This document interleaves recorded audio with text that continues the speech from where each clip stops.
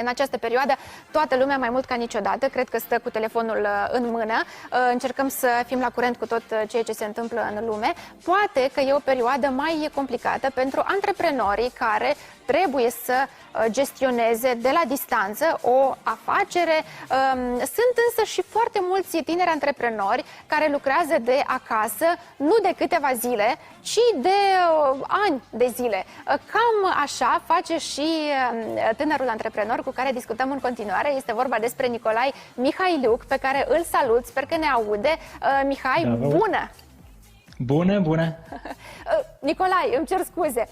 Nicolae, eu știu că tu ai o afacere pe care o gestionezi de acasă de mai bine de peste un an, nu-i așa?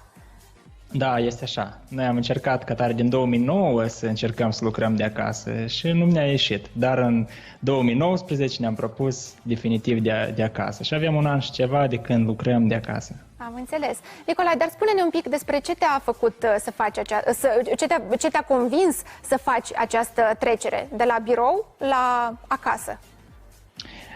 Era o problemuță, să o luăm așa, ca în familie. Copila, fetița noastră, care era 3 ani atunci, avea o problemă la burtică și taman și soția mea a încercat să lucreze part-time și trebuia mai mult să fiu acasă. Deci prima jumătate de zi trebuia să fiu acasă, după care după a doua jumătate să mă duc la oficiu. Și am decis mai productiv, mai bine ar fi de acasă de lucrat și mai ales că multe companii încearcă și chiar lucrează de acasă. Zic, ok, e timpul să încercăm și noi să facem lucrul ăsta. Era tare ciudat cu un an în urmă să închizi oficiul și să spui clienților, dar noi lucrăm de acasă, știți? Și de ce era așa interesant perioada aceea? Da, îmi dau seama. Eu cred că foarte mulți se confruntă cu această problemă sau cred că de acasă nu prea te poți concentra. Că ești tentat, ai tot felul de tentații, tot felul de alte lucruri care te pot distrage, îți pot sustrage atenția. Spune-ne, Nicolae, nu știu, niște sfaturi, niște trucuri. Care sunt pașii pe care trebuie să îi urmeze un antreprenor care vrea să treacă la acest mod de a-și gestiona business-ul? Da, eu cu mare drag chiar vă arăt și ecranul meu de la calculator și o să vă spun care sunt pașii. Aici vedeți o poză când am vândut totul din oficiu și era ciudat să închizi oficiul. Dar primul sfat care l-aș lua este ca toată familia să fie în aceeași barcă. E foarte important ca soția, copiii să înțeleagă că acum este perioada de a lucra de acasă și toți trebuie să fie într-aceeași barcă, să ne susținem. De exemplu, acum fetița, copiii stau în altă cameră și mama are grijă că acum tata are un sunet de făcut. Dar chiar și dacă intră în cameră fetița mea mai mică sau ceva se întâmplă, e ok, e normal, suntem toți de acasă și avantajul pentru majoritatea că o să înțeleagă. Atunci cu un an în urmă e mai greu de înțeles că ok, cineva lucrează de acasă. Deci e important să fie toți într-aceeași barcă. A doilea sfat este să pună familia în înștiințare, ok, să pregătească, o să fie greu acum și economic și cu lucru, de aceea e important ca să aibă tata sau mama timpul acela de lucru de acasă, în oficiu, în masa aceea de lucru la calculator, e o perioadă cât stabilești în familie. De exemplu, lenea în perioada asta e foarte periculoasă și mult timp se duce, cum a spus, pe rețelele de socializare, pe telefon, să uite la un film, la un serial și să nu se lucreze. Lenea, iarăși, e o disciplină foarte mare care trebuie făcut de acasă ca să se disciplineze și să nu piardă timpul pe alte lucruri care nu sunt utile.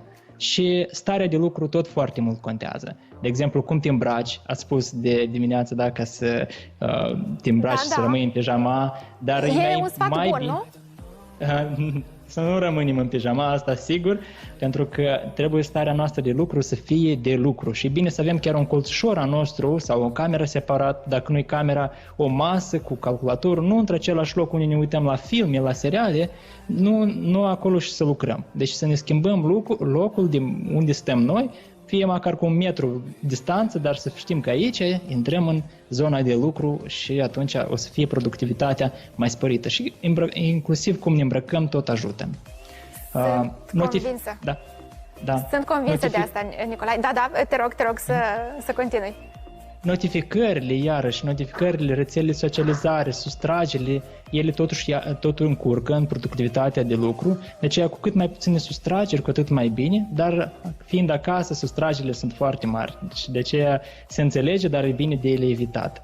Și ultimul lucru care să fie util pentru fiecare este blocurile de timp. De exemplu, mama sau tata are un bloc de timp separat care știe fiecare, ok, aici este timpul care eu lucrez și toți știu și-l prețuiesc. După aceea putem să fim un pic mai liberi sau putem să avem o altă perioadă, dar e important să cunoască și să aibă un fel de calendar care familia îl cunoaște. Ok, acesta este blocul de timp la ora 9, tata sau mama se duce la lucru din camera de alături. Și atunci ajută foarte mult. Îmi dau seama. Nicolae, ai reușit în câteva minute să ne faci așa un mic curs, un mic training, ca să zic așa, și asta noi apreciem tare mult, îți mulțumim. Dar acum vreau să-mi spui dacă aceleași reguli, să zic așa, sunt valabile și pentru angajații tăi. Cum păstrați legătura? Și angajații tăi au un orar strict? Depinde de fiecare angajat cum te înțelegi. În cazul nostru, noi avem o companie un pic mai ciudată, pentru că fiecare are un orar flexibil, important la sfârșit de săptămână să dea productivitate. Și noi, spuneați de cursuri, noi ca tare și facem cursuri pentru antreprenori ca să ajutăm cum ei să-și ajute afacerea lor și în perioada asta în special. Și ajutăm și pe angajații lor ca ei să aibă o disciplină, o fel de comunicare eficientă cu antreprenorul, între antreprenor și angajat. Dar e mai productiv la sfârșit de săptămână să fie rezultatul final, nu cât timp ai lucrat. Da? Când în oficiu stăteam în oficiu sau angajații stau în oficiu, dar nu neapărat că ei lucrează. Acum de acasă se vede foarte clar munca clară, nu câte ore, dar cât a muncit, ce productivitate a dat. Bună remarca asta, Nicolae, asta e adevărat. Cred că mulți dintre noi au mimat, să zic așa, munca atunci când se aflau într-un birou și la oficiu. Da. Dar cum îi motivezi pe angajații tăi? Sau nu știu, eu de fapt știu că am auzit că ai spus asta și cu altă ocazie, ții la motivarea angajaților. Cum îi ții așa tot timpul entuziasmați, în priză? Da, vă dau încă un secret din culisele companiei noastre, vă arăt iarăși ecranul nostru. Iată, asta este o motivare foarte frumoasă, care fiecare companie aș recomanda să o aibă. Fiecare angajat, dacă e o echipă de vreo 5-7, dacă echipa e mai mare, oricum se formează în 5-7 oameni și fiecare își vede sarcinile care le are de făcut. Și atunci eu văd și mă motivez de la angajatul meu, Nina, sau de la Igor, cum el își face sarcini și el a făcut timp de săptămâna asta, a făcut foarte multe sarcini și aici e coloana făcut. În coloana în progres, văd că, doi angajați ei lucrează la sarcinile acestea. Iar în coloana planificare, adică ce are săptămâna asta, mă uit că ok, aici are provocări, aici are probleme. Și unul pe altul ne încurajăm și ne ajutăm și astfel ne motivăm că să facem sarcinile care le avem pe săptămâna asta. Asta e o motivare simplă, dar importantă ca noi să avem o transparență între noi. Și sunt și alte trucuri, dar ăsta e cel mai de bază, cel mai fain în perioada dată.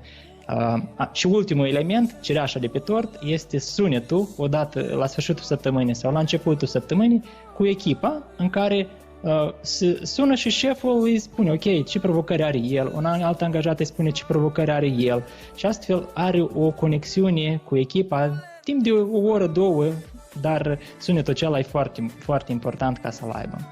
Am înțeles. Deci cumva acest spirit al concurenței între angajați funcționează în această situație. Aș spune nu concurență, dar motivare ca unul pe altul să ne susținem și să ne încurajăm unul pe altul.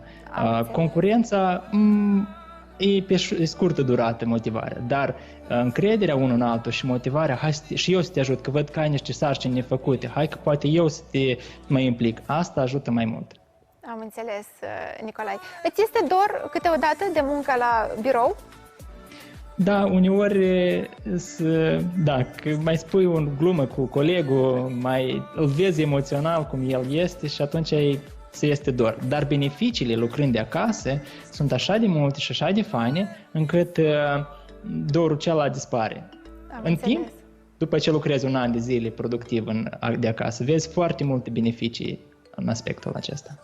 Eu înțeleg, Nicolae, că tu chiar ești un exemplu de succes și îmi permit să-ți adresez și o întrebare ceva mai personală. Spuneai în scurta ta prezentare că familia este foarte importantă și e foarte important ca ceilalți membri ai familiei să înțeleagă faptul că noi ne dorim să muncim de acasă. La tine bănuiesc că a fost scenariul perfect, pentru că membrii familiei tale te-au înțeles.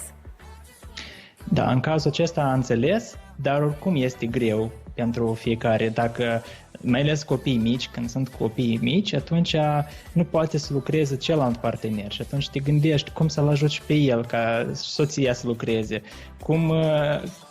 cum să ne ajutăm reciproc. Și este o provocare de familie, dar și este o bună testare de a lucra în echipă. Deci soția ta sau soțul tău devine coleg de lucru și face o echipă împreună, cum să administrezi timpul și cum să lucrezi eficient, productiv împreună ca și familie. Și atunci și copiii uneori se implică și îți spune o idee sau o sugestie sau te încurajează. Și asta e foarte plăcut. De aceea provocările astea să le luăm ca ceva care ne zidește pe noi, ca un fel de teamwork, team building, ca și familie. Nicolae, lasă-mă să-ți spun că tu chiar ne-ai motivat și chiar ai reușit, eu cred că ai reușit să convingi multă lume că e bine să lucrezi de acasă și că dacă vrei, te poți organiza și te poți mobiliza chiar dacă nu ești într-un birou. Așa că îți mulțumim tare mult! Cu drag! Mersi mult, Nicolae, seară bună! Cu siguranță că o să ne dorim pe viitor să mai vorbim cu Nicolae, pentru că, iată, este un exemplu așa de inspirație și de putere. Eu cred că în perioada asta trebuie să găsim puterea, să ne ridicăm din pat dimineața, să o luăm de la capăt. Fiecare zi este așa o viață în miniatură și e important, cum spunea și Nicolae, să lăsăm pijamalele la o parte, pentru că de multe ori atunci când porți haine prea confortabile, te apucă lenea și nu prea vrei să mai faci nimic.